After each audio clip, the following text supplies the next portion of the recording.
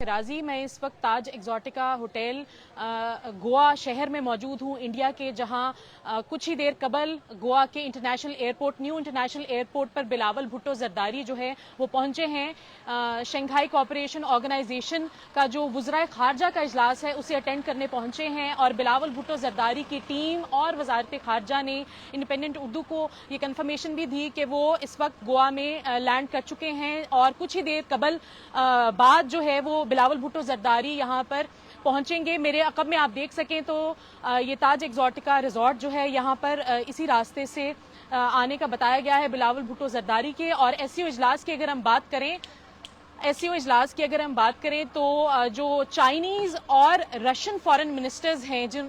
वो इस वक्त पहुंच चुके हैं। इसी होटल में इनकी रिहाइश है और एससीओ के इस इजलास को जिस अहमियत का हामिल समझा जा रहा है वो 3 ममालिक की हवाले से समझा जा रहा है, जिसमें से एक चाइना है, एक रशिया है और तीसरा पाकिस्तान है। बिलावल भुट्टो जरदारी 11 साल के बाद ऐसे पहले वजीर खारजा होंगे, पाकिस्तानी वजीर खारजा होंगे जो कि इंडिया पहुंचेंगे, पहले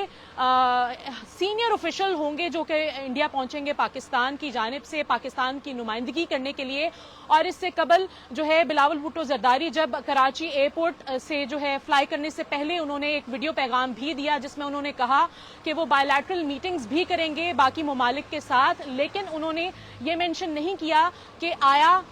रशिया के साथ उनकी बायलैटरल मीटिंग होगी या फिर इंडियन फॉरेन मिनिस्टर के साथ उनकी मीटिंग होगी। इस दौरान अगर हम इसके पस मंजर की बात करें तो इससे कबल भी जो डिफेंस मिनिस्टर्स का जो एससीओ का इजलास हुआ उसमें जो है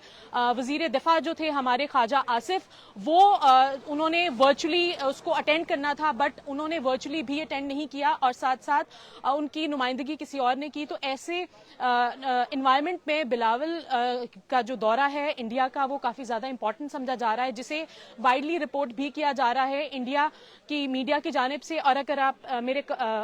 इर्द गिर्द देख लें, इस साइड पे देख सकें तो यहाँ पर जो है वो बहुत ज़्यादा बड़ी तादाद में इंडियन मीडिया मौजूद है। कुछ ही देर के बाद जो है बिलावल भुट्टो जरदारी का यहाँ पहुँचना मुतवक्के है और साथ साथ उनकी पूरी जो है वज़ारत खारजा की टीम है वो भी मौजूद होगी। और साथ साथ ये भी मैं बताती चलूं कि ये दौरा एक ऐसे मोमेंट पर हो रहा है, ऐसे वक्त में हो रहा है जब कुछ ही अरसे के बाद पाकिस्तान में इलेक्शंस जो हैं वो एक्सपेक्टेड हैं और इंडिया में भी अगले साल इलेक्शंस जो हैं 2024 के शुरू में ही जो है इलेक्शंस जो हैं वो इंडिया में भी एक्सपेक्टेड हैं। तो ये दौरा ऐसे वक्त में हो रहा है। बायलैटरल मीटिंग का बताया नहीं गया। जो इंडिया के वजीर खारजा हैं जयशंकर की जानिब से कोई भी बायलैटरल मीटिंग जो पाकिस्तान के किसी